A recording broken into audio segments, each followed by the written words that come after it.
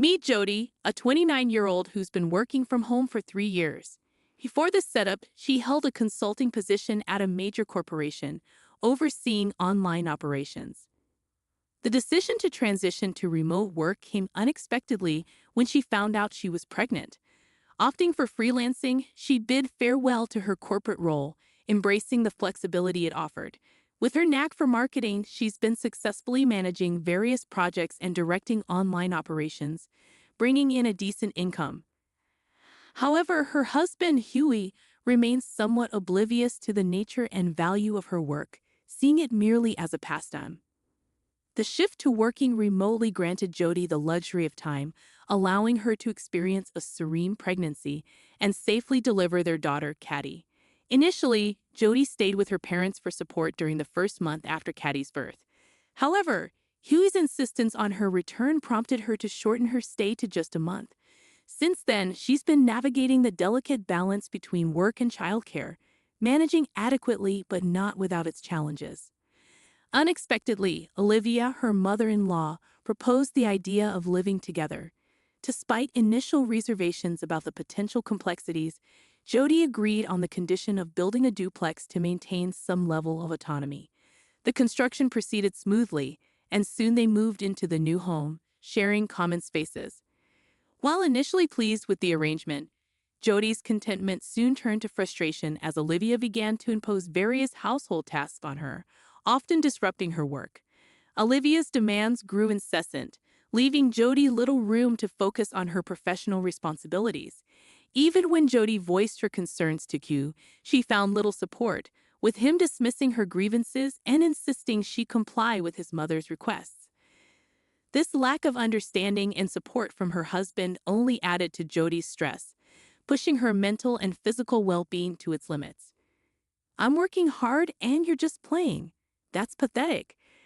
With every complaint I voiced, Huey's attacks escalated, dismissing my efforts as nothing more than play. Even when I insisted that I was seriously working, he refused to believe me. Cody, my father-in-law, seemed to echo Huey and Olivia's sentiments, viewing working from home as little more than a hobby. Their lack of trust in my work left me questioning my own worth, fearing abandonment due to my perceived inadequacy. Then one day, when Hugh was off work and everyone was home, I had Caddy lying next to me as I worked. Huey barged into the room with a loud noise, demanding I come to my parents-in-law's room immediately. Ignoring Caddy's cries and leaving her behind, he must have known she was there. Was the loud noise really necessary? Doubting the sensibility of Hugh and my parents-in-law, who interrupted my work, I picked up the crying Caddy and went downstairs. Entering the living room, I found the parents-in-law and Huey chatting happily. Perhaps I had reached my limit of irritation. Anger started to bubble up inside me. "What is it?" I asked quietly, sitting down with Caddy in my arms.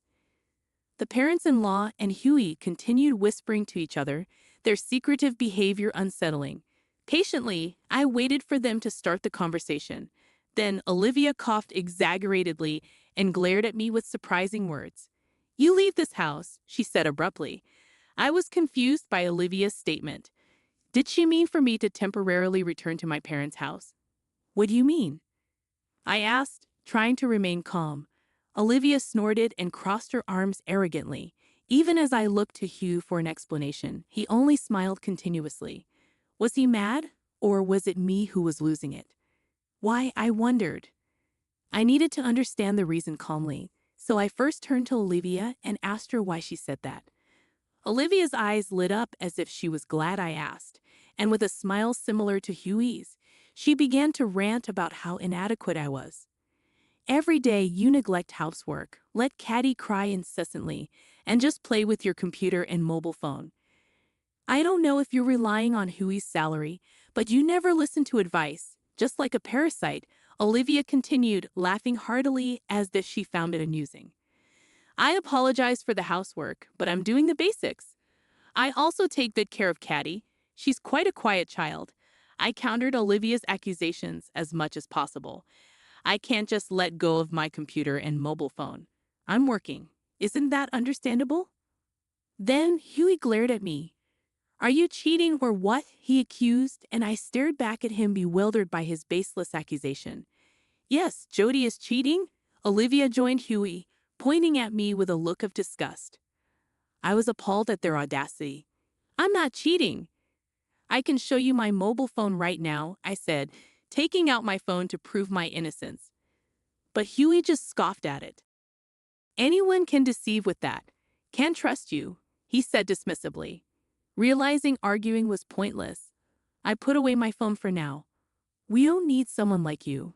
Parasites should move out immediately, Olivia continued to berate me. Move out quickly, she continued. I started to feel like maybe leaving with my daughter was the only option. However, there was one reason I couldn't decide to leave just yet: the duplex house. I was the one who paid for it, went to the construction company repeatedly, and was particular about the interior and exterior. Therefore, I couldn't just easily say, yes, sure, and leave this place. Moreover, the mortgage is still in my name, and I doubt Huey's salary alone could cover our living expenses. If I leave, my income goes too. Are you sure he can manage? I gave them one last chance to reconsider, but Huey scoffed. What income of yours? Don't make me laugh. We've been living off my salary alone until now. His ignorance made me feel almost sorry for him. I sighed deeply and turned to Olivia. Hugh is quite a handful, even more than a 6-month-old daughter. Will you be taking care of him? Huey is high maintenance. He needs his towel, underwear, and pajamas ready after his bath, his shoes polished daily, his shirts ironed, suits deodorized, and wrinkle-free. If his morning coffee strength is slightly off, he loses his temper like a madman. I doubted Olivia could handle such a needy Huey. I asked, offering Olivia a chance. I can do a better job than you. Who's just been playing around, she scoffed. Besides, if you leave, Huey already has someone else in mind. Olivia, looking pleased, said something that she shouldn't have to hear. What do you mean?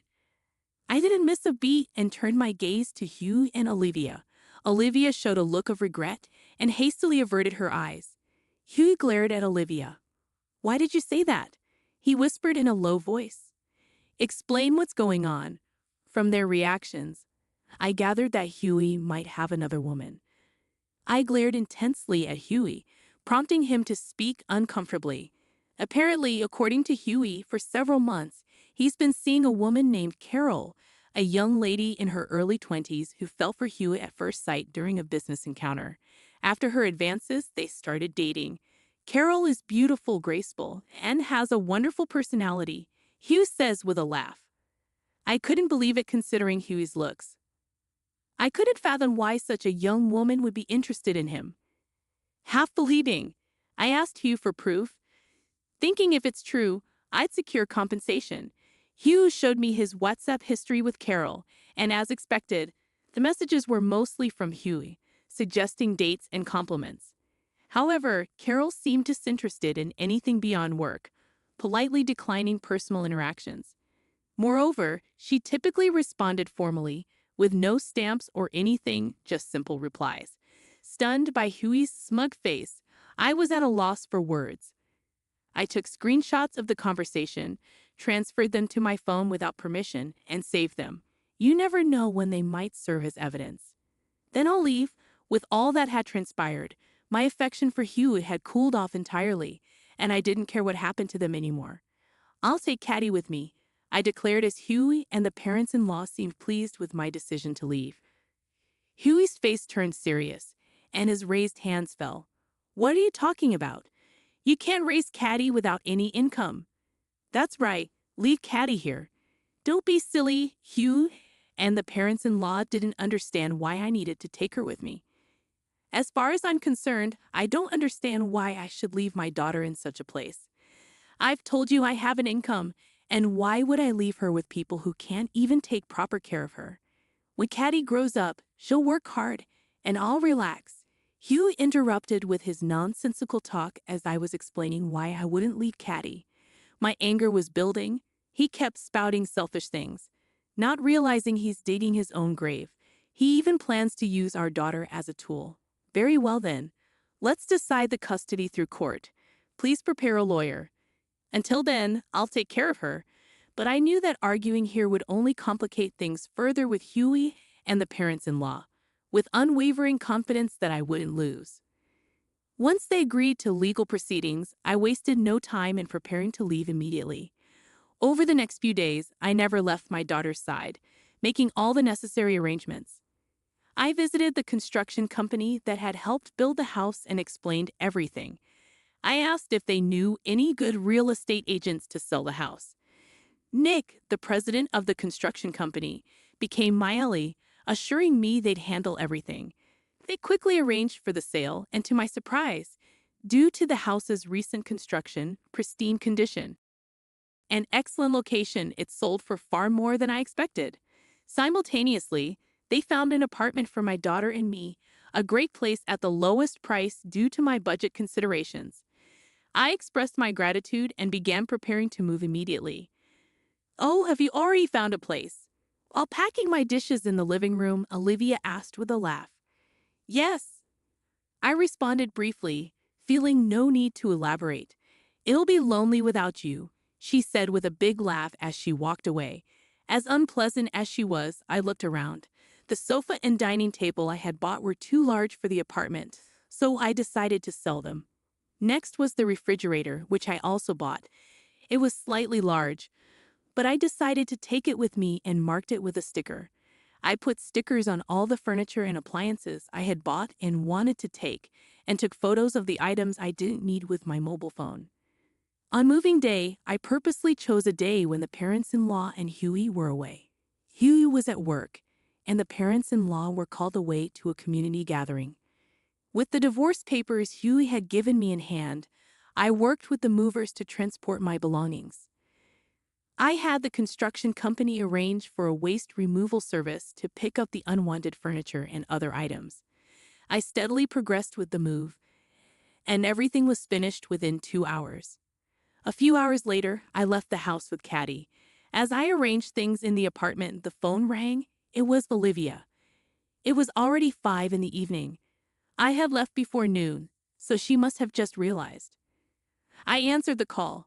"Jody, what's this about the house being empty?" Over the phone, Olivia seemed quite flustered, yelling loudly. "Ah, those things were mine. I disposed of the ones I didn't need." "What are you talking about?" I replied calmly. "Well, I bought them.